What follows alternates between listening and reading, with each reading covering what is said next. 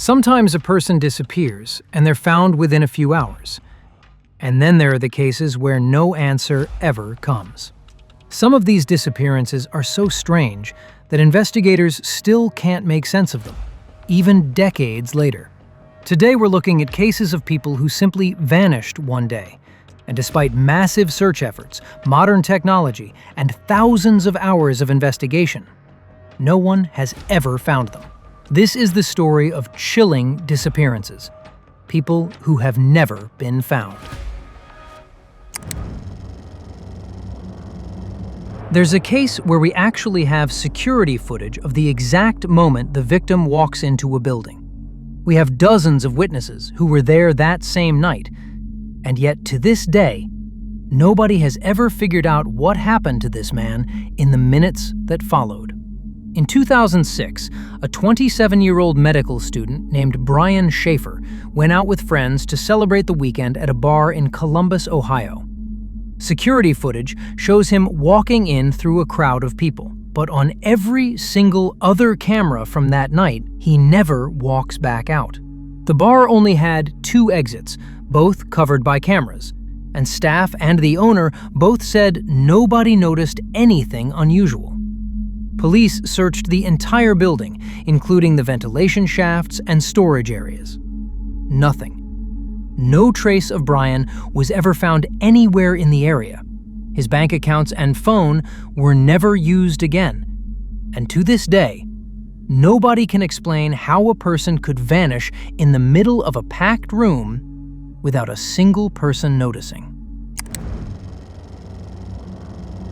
A disappearance doesn't always start with something dramatic. This one started with a small accident that most people would have handled in a few minutes, but it didn't end that way. In 2008, 19-year-old Brandon Swanson was driving home late at night on a rural road in Minnesota when he slid off into a ditch. He called his parents to tell them he was fine, just stuck, and that he was going to walk to find help. He stayed on the phone with them the whole time, describing roughly where he was, while his parents listened to him walking through the dark on the other end of the line. Then, in the middle of the call, they heard him scream, then silence. The call stayed connected for several more minutes, but Brandon never spoke again. The phone signal let investigators roughly pinpoint the area where it happened, and the search focused on a nearby river.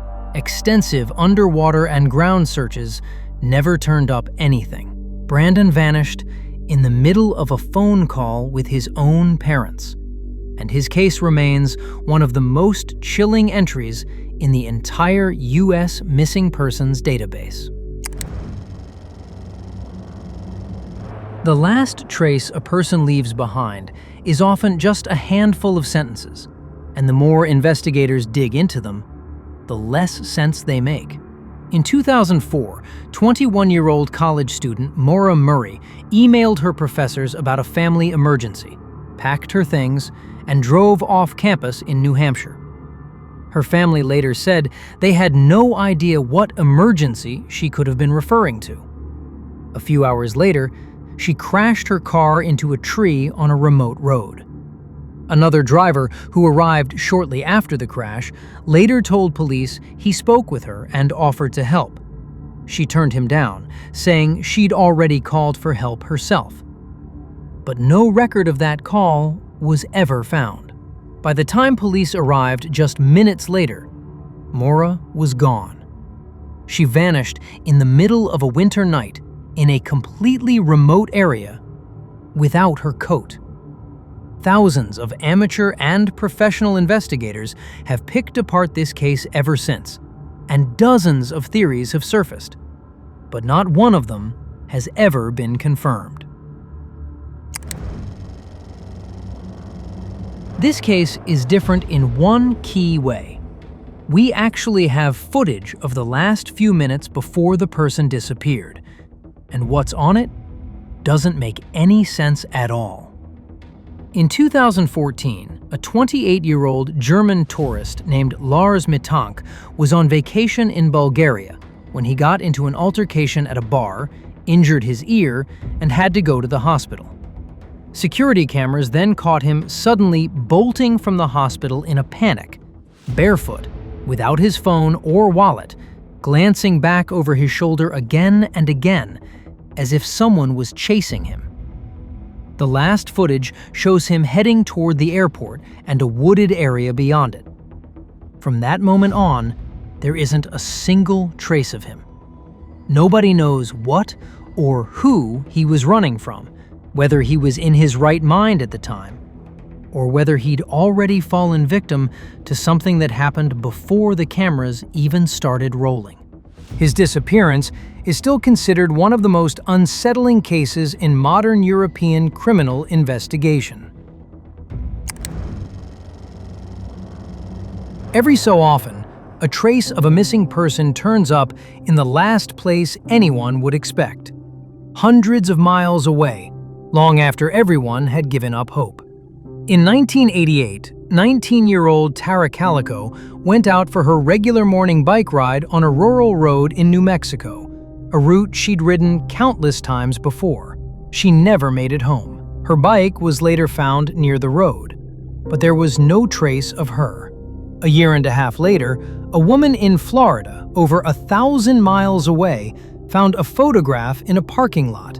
It showed a young woman and a boy, both bound with tape and gagged, in a style that looked like something a kidnapper might have taken as a trophy.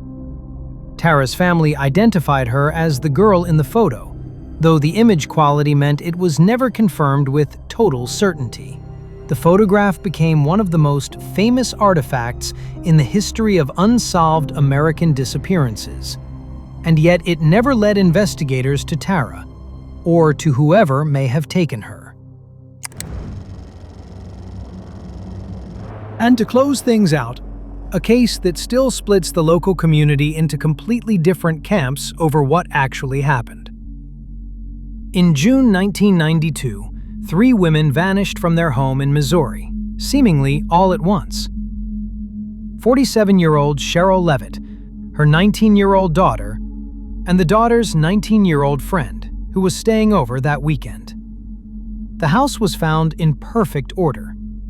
No signs of a struggle, no blood, nothing broken. Just a porch light left on, and cars still parked outside, as if the women were about to walk back in any minute.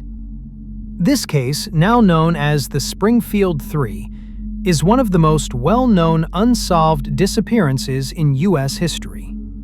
Over the years, police received thousands of tips and built a long list of suspects, including a possible connection to local organized crime. But none of the 3 women has ever been found, and no suspect has ever been formally charged.